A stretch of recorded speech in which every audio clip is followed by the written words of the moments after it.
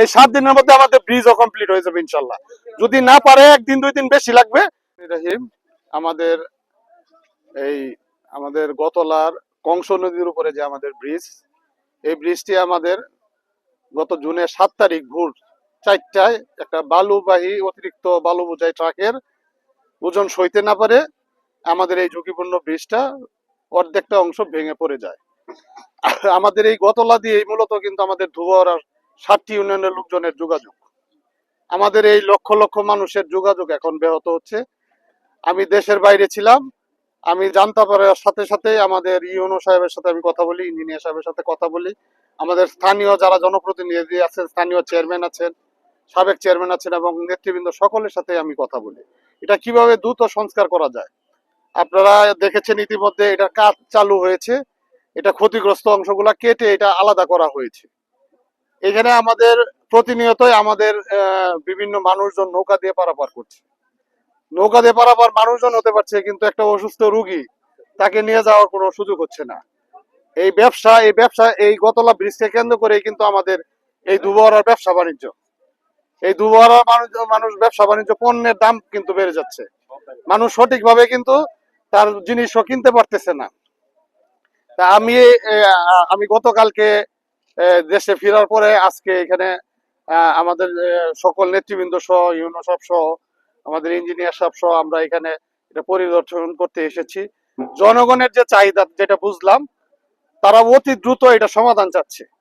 এখন আমি সবার সাথে কথাবার্তা বলে যে জিনিসটা আমি বুঝতে পারলাম, এখানে আমরা যে অংশটা আমাদের ভাঙা আছে সেই অংশটা যেহেতু নদীর মধ্যে না, আমরা যদি সেটা কিছু পাইলিং করে মাটি দিয়ে এইটা ধরেন চলাচলের জন্য রাস্তাটা আপাতত ব্যবস্থা করি এবং আপনারা যারা স্থানীয় জনগণ আছেন তারা যদি আমাকে সহযোগিতা করেন, কারণ ভারী ট্রাক এখানে আনা যাবে না, অন্তত যাতে পিকআপরা আসতে পারে, যাত্রীবাহী বাসটা যেন চলাচল করতে পারে, সিএনজি অটো রিক্সা সেগুলো তো আছে, যাত্রীবাহী বাসটা এবং পণ্যবাহী পিকআপ গুলা যদি আসতে পারে তাহলেও কিন্তু এলাকার মানুষজন ব্যবসা বাণিজ্য জিনিসের দাম স্থিতিশীল থাকবে, মানুষ তাদের স্বাভাবিক জীবনযাপন করতে পারবে।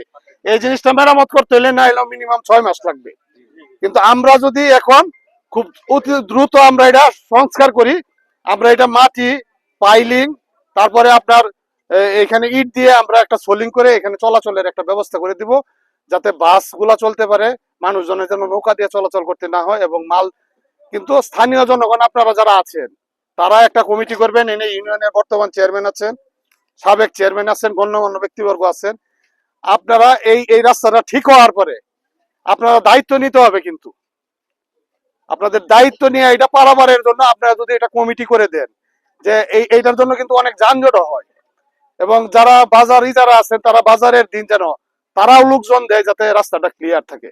আমি এই কথাটা কিন্তু বারবার বলে আসছি, এখানে কে আমার সাথে রাজনীতি করে কে আরেকজনের সাথে রাজনীতি করে সেটা মুখ্য বিষয় না, আমাদের মুখ্য বিষয় হলো জনগণের সমস্যার সমাধান করা। তা আমি ইউনো সাহেব এবং ইঞ্জিনিয়ার সাহেবকে আমি এটা অতি দ্রুত এটা বাস্তবায়ন করার জন্য আমি নির্দেশ দিয়ে যাচ্ছি। এইখানে যদি আমি উনারা বলছি যে টাকার কিছু ঘাটতি আছে, আমি বলছি যে আমি টাকা দিব, তাও আমার এলাকার মানুষের এই দ্রুত এই সমস্যার সমাধান হোক। কি বলেন আপনারা? আমি যে এইটুক তারা পারবো যতটুকু তাদের সহযোগিতা লাগে আমি ব্যক্তিগতভাবে আমি টাকা দিয়ে সহযোগিতা করব অতি দ্রুত এই এলাকার মানুষের যাতে এই চলাচলের ব্যবস্থাটা করা হয়। আমি আপনাদেরকে একটু বলবো, আপনারা যদি সকলে সহযোগিতা করেন হয়তোবা 7 দিনের মধ্যে এটা করা সম্ভব হবে।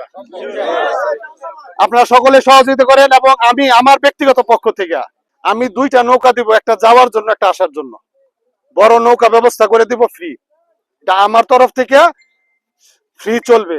কি আপনার কথা বুঝতে পারছেন? আমরা কি খুশি হয়েছেন? ওতে 2টা নৌকা থাকবে 7 দিন, কালকে থেকে আগামী 7 দিন, এই 7 দিনের মধ্যে আমাদের ব্রিজও কমপ্লিট হয়ে যাবে ইনশাল্লাহ। যদি না পারে 1 দিন 2 দিন বেশি লাগবে, আমি 7 দিনের জন্য নৌকার ব্যবস্থা স্থানীয় যারা নেতৃবৃন্দ আছে তাদেরকে বলে যাচ্ছি, একটা নৌকা যাবে একটা নৌকা আসবে, বড় নৌকার ব্যবস্থা করে দিবে। ঠিক আছে।